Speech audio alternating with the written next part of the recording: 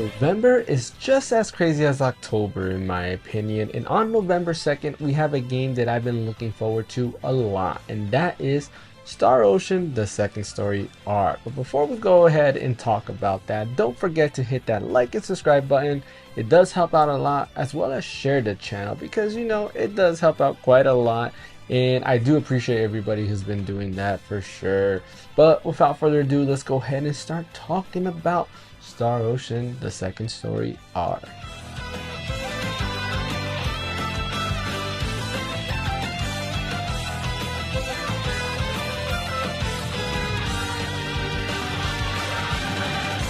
So if you're new to the Star Ocean franchise, which actually there's quite a few people that have never played a Star Ocean game. I actually found that out a couple weeks ago. I want to say I was talking to somebody and they never touched the Star Ocean game.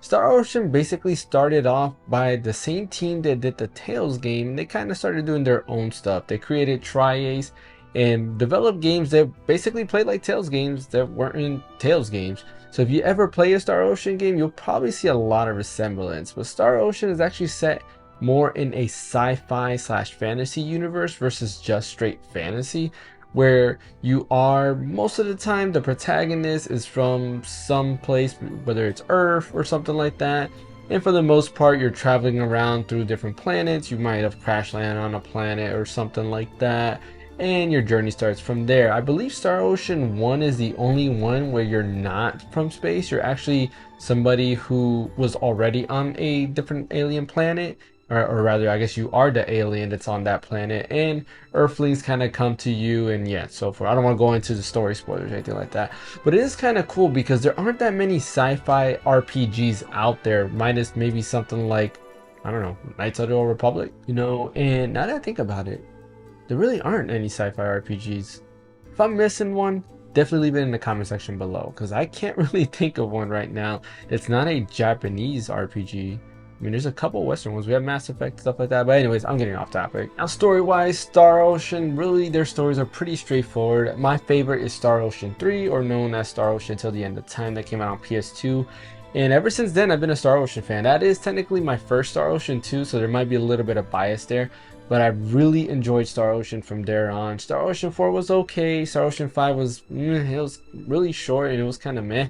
Star Ocean 6 looks to be better. I still haven't played Star Ocean 6 yet, but I'm very excited to try it out. I've actually was playing a little bit of it, specifically the demo part, so I played like that beginning part, and yeah, so far I liked it. I like the combat, the exploration of everything. It just seems like I guess a bigger Star Ocean.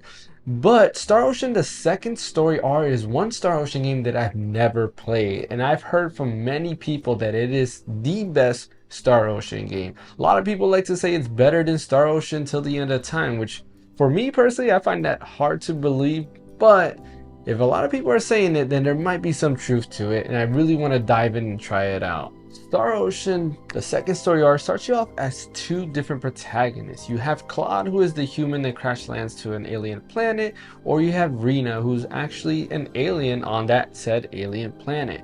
And basically you get to choose either or, and you follow their storyline, which is actually really cool. There's not too many RPGs that let you choose different protagonists and kind of let you go ahead and explore each different route. One of the actually more modern games that I can think of is Scarlet Nexus, which lets you choose between two different characters, and of course, depending on the route you go through, the story is different.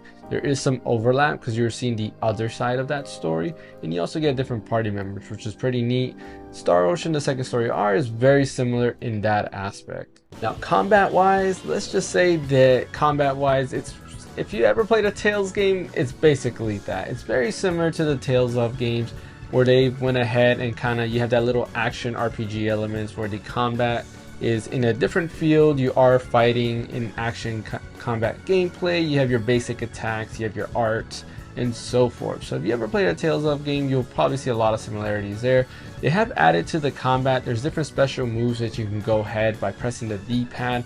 Would call in your party members that are actually not fighting to come in and do a move, which is actually pretty neat. Again, similar to a Tales of game, so yeah, I guess you can just say that if you ever played a Tales of game, you've probably played Star Ocean in terms of the combat and everything. Now, I would like to clarify that my Tales of game references are definitely not putting it down because I love the Tales of series. I still have yet to play Tales of Arise, but Vesperia was amazing, Grace's F was amazing, Symphonia, and so forth. I really like the Tales of games, so Star Ocean being very similar to that, it's a plus, right? And like I said, they're basically not the same team, but they're a branch off that team that started doing their own thing, and they are really fun, and they're unique in their own way. So it's not like if you play the Tales of game you're gonna get bored because it's the exact same gameplay. It's not. It's very similar, but it's still very fun. In Star Ocean: The Second Story R, you can do some crazy combos, which is always fun. That's one of my favorite things in Tales of games, is kind of doing combos. Well, guess what? Star Ocean, you can also do combos, some really cool combos by combining your arts and your normal attacks, as well as those party members you can summon. So yeah, a lot of cool things go on in Star Ocean: The Second Stories R combat. Now, one of the noticeable differences and the huge plus is the art style. Graphically, it is amazing. It's using a 2.5D graphic style, so it's not really that HD 2D that like Octopath Traveler does, even though it looks very similar. The characters are definitely sprite space, so that you can say they're HD 2D, but they're also a 2.5D where the characters of course rotate and so forth. While the backgrounds are actually rendered in full 3D, so you are mixing these 2.5D characters into the 3D backgrounds, which actually looks really good. It really looks amazing. Graphically speaking, it is, oh man, I can't tell you. If you have an OLED display or an OLED Switch, definitely check it out on that, because I'm telling you, the colors pop. Everything just looks amazing, and this is actually one of the reasons why I'm getting it on Switch. Is mainly because that OLED display combined with that art style just makes everything look amazing. I was originally going to get it on my Steam Deck, but no, after playing it on that OLED, there is a night and day difference between the two. So yeah, if you have an OLED display, play it on that OLED display. You know, Nintendo Switch or a TV or monitor, anything OLED related. But yeah, it looks amazing. They've redone it, you know, from the ground up, so it really is a remake. And I do want to point out too that they also try to make it as authentic as possible, meaning they wanted you to get that same exact feel that you would have gotten if you originally played it on the PS1, but more modernized. So again, it really looks very comparable. If you watch like the little trailers, or if you watch gameplay from the original versus this, there are a lot of things that transition to this that make it look just a lot better, but they're still true to form. And that's something that I give big props for Tri-Ace and Square Enix of doing, because not a lot of games really stay true to form. They kind of branch off and do their own thing. And here, it looks really good. It looks really spot on. Now, story wise, I don't know too much about the story because again, I haven't played the game myself. I've only done the demo, and it seems that Claude, I'm playing as Claude, I probably should mention that first. But after he lands on the planet, it just seems that he's not predicted, but a lot of people think that he is the chosen hero. And that's pretty much what it is. I won't go into further details of that, but you kind of go ahead and go through your journey from there. Seems very interesting. It is, you know, kind of one of those basic RPG, hey, you're the hero type of deal, kind of like Dragon Quest, right?